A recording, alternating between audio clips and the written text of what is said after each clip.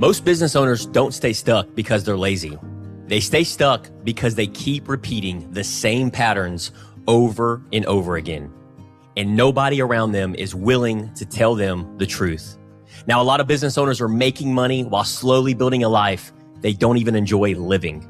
Today, I want to break down the 3 biggest mistakes I see business owners making that quietly keep them stuck in business, leadership, health, relationships, and life. And honestly, I've made every single one of these myself. Mistake number 1, isolation. Business owners carry pressure silently, behind the scenes that nobody understands. Their spouse, their family, their kids, their employees. And I've been there myself. Growing the insurance agency that I opened up in 2015 with 0 customers, 0 employees, just myself, time, energy, and effort. I was trying to lead, I was trying to perform, and I was trying to carry everything on my shoulders while also acting like everything was fine on the outside surface level. And one of the things that I have learned being a student of the game is money does not fix isolation. The wrong room keeps you stuck. There is so many rooms around us. There's our office, there's our bedrooms, there's our networking rooms, there's mastermind groups. There is all these rooms around us, and the wrong room keeps you stuck. Surface level conversations keep you stuck. Pride keeps you stuck. Ego keeps you stuck. And of course, just shy of 6 years ago, I did not understand this. I did not receive this really well. I was just grinding and hustling every single day.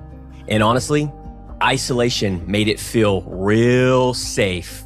You know what I mean listening to this. Sitting in your office by yourself, no phones ringing, nobody to distract you, just you and isolation. Now, early years of building the insurance company, I would go into the office and I would isolate myself because I had to meet my numbers. I had to market. I had to manage my employees. I had to lead my employees. And the first 3 years, I had ended up getting migraines early in the morning when I was showing up to the office at 6:30 in the morning, checking my emails. And I found myself over and over and over again that it was slowly destroying my growth. And I just was not able to sustain that.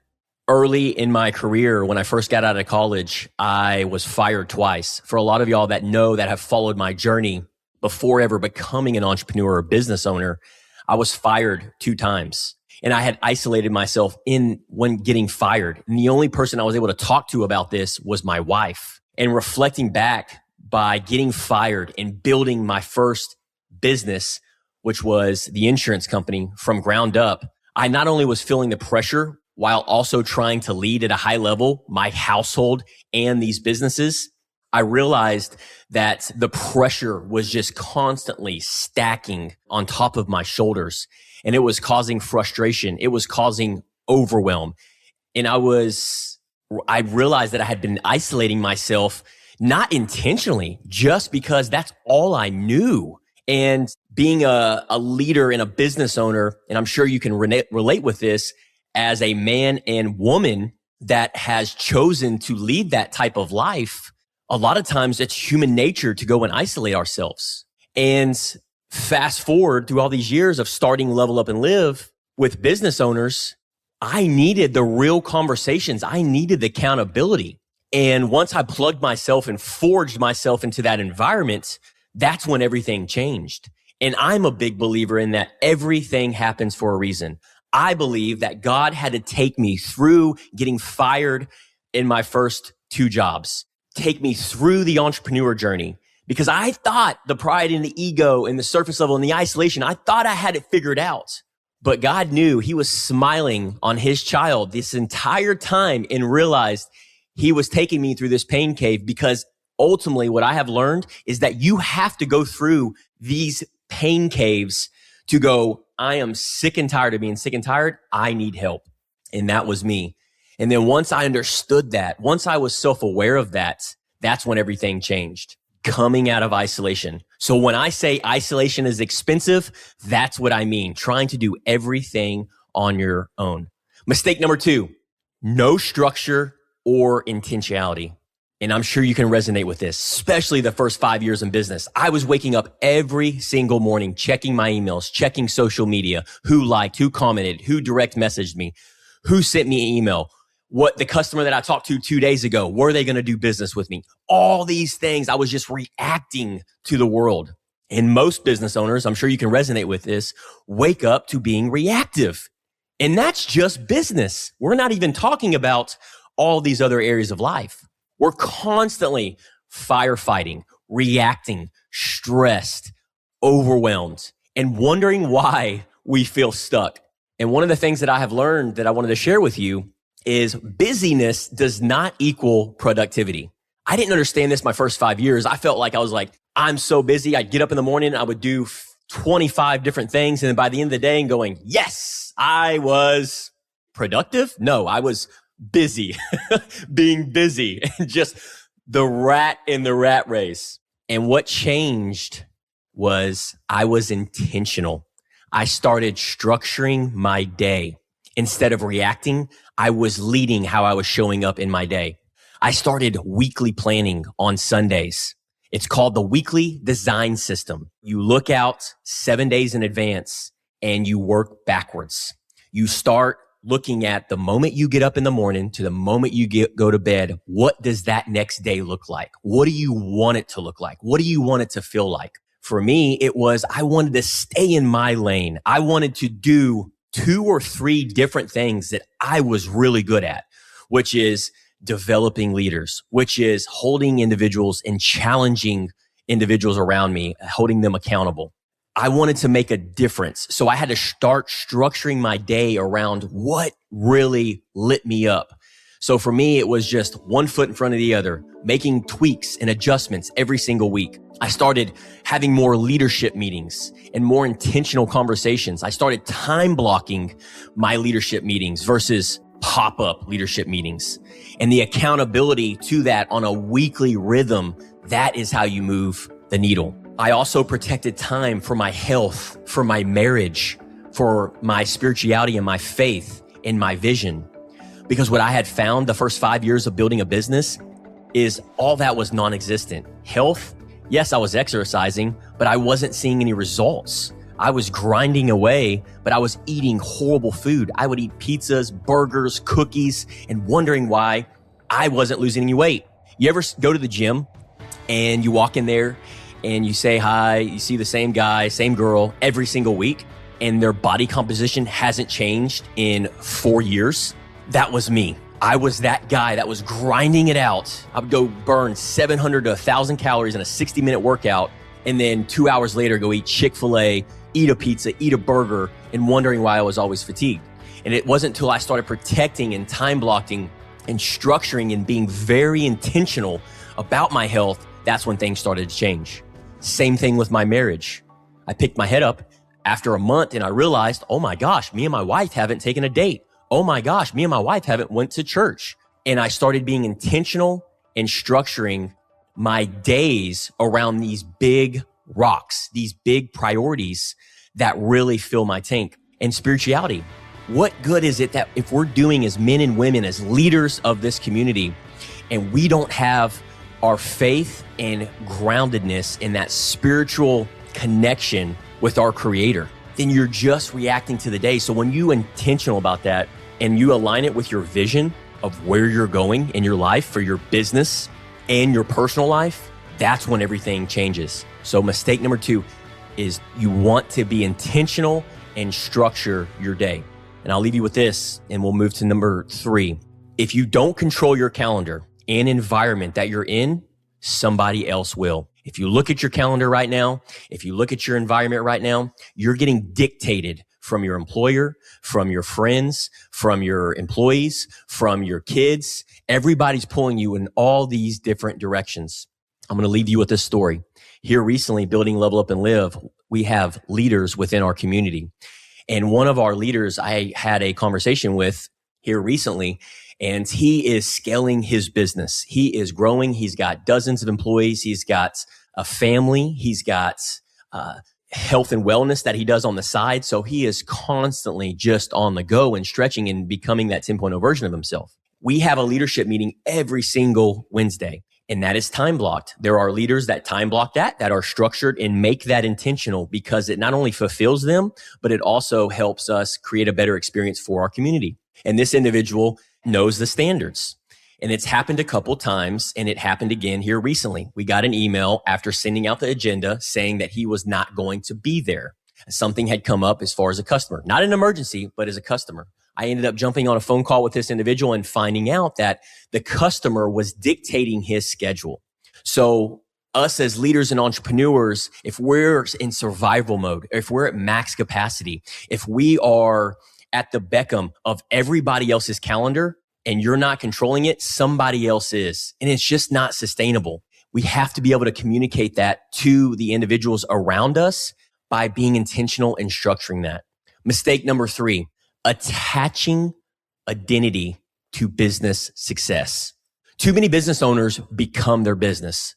Gosh, did I make this mistake? Revenue becomes self-worth and production becomes identity. Now, I'll be completely honest with you guys.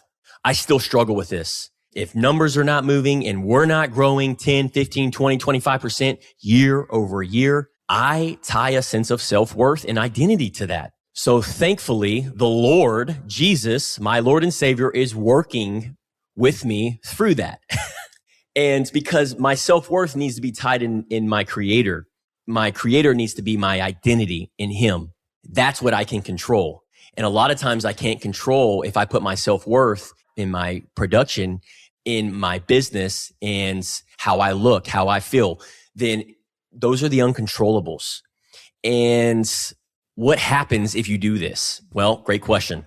Your health suffers like mine did. I was 30 pounds overweight. Your marriage suffers. My marriage, the emotional intimacy, that was one of the biggest things that I struggled with was emotional intimacy, how to have an emotional connection with my wife. Spiritual disconnectedness. Oh my gosh. Prior to 4 years ago, there was no connection to my Creator. There was no spiritual groundedness. And I was just waking up, treading water every single day. And I was mentally exhausted. In your 20s, this may work, but rest assured, you know this because I've worked with so many of 32, 33, 34, 35-year-olds, and even 40 and 50-year-olds are experiencing this later in their life where they're just exhausted. You're mentally tired. So you have to be able to attach that identity outside of the business success. Don't make that mistake like I have. And what I have learned is you can build a business, a successful business, and still hate your life. That was me in 2020. I had built this beautiful business, well-oiled machine. I had always been taught by Grant Cardone, Robert Kiyosaki, all these different guys, your asset needs to be paying for your liabilities. Alex Hormozy, all these different mentors had just gave me the blueprint on how to build a successful business, but I still hated my life and what was going on around me. And you may resonate with that as well. The goal is to avoid that or mitigate that or hedge that. And that's why I talk so much about being all in versus all consumed. There's a difference there. I was all consumed 24/7, grinding, hustling, just constantly thinking. I could not get it out of my brain. And that's all consumed. You neglect everything around you. And that's just not a life worth living. So there's that fine balance and alignment to who you're called to be. Now, most business owners don't need more information. You've heard these mistakes. You've heard the information from podcasts, books, audiobooks, you name it. We need better people around us. We need individuals that are going to challenge us. We need individuals that are going to be able to speak wisdom into our life. We need individuals that are going to hold us accountable into those higher standards with kindness, humility, and love. Because that accountability is ultimately going to get you to where you want to go in these different areas of life. And the real conversations. I've been to networking groups and they're good for individuals that are looking to build the relationships. I recommend them to individuals that are just starting their business just to get their name out there. But let's be honest, we've all been to those. Those are surface level conversations. Where are you having the real conversations? Where are you having these types of conversations? At the coffee shops? on a conversational podcast, on a weekly lunch with somebody else that understands and lives this life and embodies this life, and that's going to probe and ask you good quality questions. Here recently, we did an exercise at our mastermind group, and one of the exercise was along the lines of your business and your life is the quality of the question that you ask. And I just recently made an episode on this because I didn't know how to ask good quality questions. Well, what does that actually look like? And you have to get curious beyond just that surface level talk to be able to dive deep and ask good quality questions to really speed up that learning curve on individuals that you're meeting with. And then, of course, structuring this. So many, myself included. One time I would go to a seminar, one time I'd go to a mastermind group, and then, I left feeling good. I would go take an action step, and then life would hit me. There was no real structure. Same thing with early in my marriage. We were all over the place. We were reacting. We were just bouncing off the wall, and it was exhausting. So we started putting structure, me and my wife, every single week. We gave ourselves grace and mercy, and told ourselves it was okay that we were both living purpose-driven lives. And that's the season of life that we were in. However, we still had to have structure around our marriage because that was important to us. We had tried to do dinner in the evening times because you always hear, go on a date night. Well, we tried that. We wanted it so bad. We would go on these date nights and we would get in arguments. It'd be 4:00 in the afternoon. And for those that know us, we wake up at 3:30, 4 o'clock every morning. So by 4 o'clock, we'd been up for 12 or 13 hours. Well, by 4 or 5 o'clock in the afternoon, we're exhausted. We're tired from the day. And we would get in these arguments and we reflected and we're like, why is this happening? Well, what we learned is because we had to make a pivot. We had to adjust our structure. We had to be more intentional about how we were showing up. We weren't our best versions of ourselves. We were giving it to everybody else. So instead, we met each other where we are.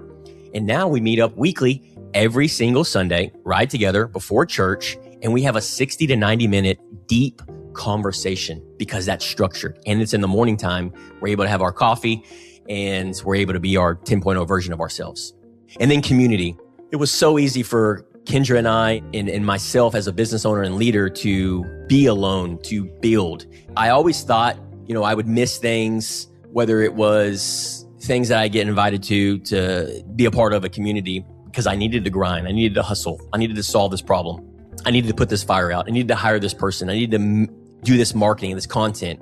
And here's what I realized. There's always going to be a challenge. There's always going to be a fire to put out. There's always going to be an issue. There's always going to be another sale. There's always going to be another employee to hire. And by surrounding yourself with a community, being intentional and structuring that, that's when everything changes. It's because you have other individuals that are going to be there with their hands wide open, give you the hug, give you the high five, and meet you where you are. And that is community. We as human beings, we all need community. And that's what actually changes people. That's what actually changed me. And I was able to go through that transformation. And I want the same for you as well.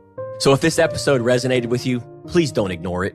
That pressure, frustration, or feeling of being stuck, that's trying to tell you something internally. That's your gut. That's your intuition. You weren't meant to do life and business alone. You know this. If you're a business owner or a leader here locally in Montgomery County looking for a room full of people who actually want to grow, be challenged, and level up together, reach out to me. Appreciate you guys being here. Keep leveling up.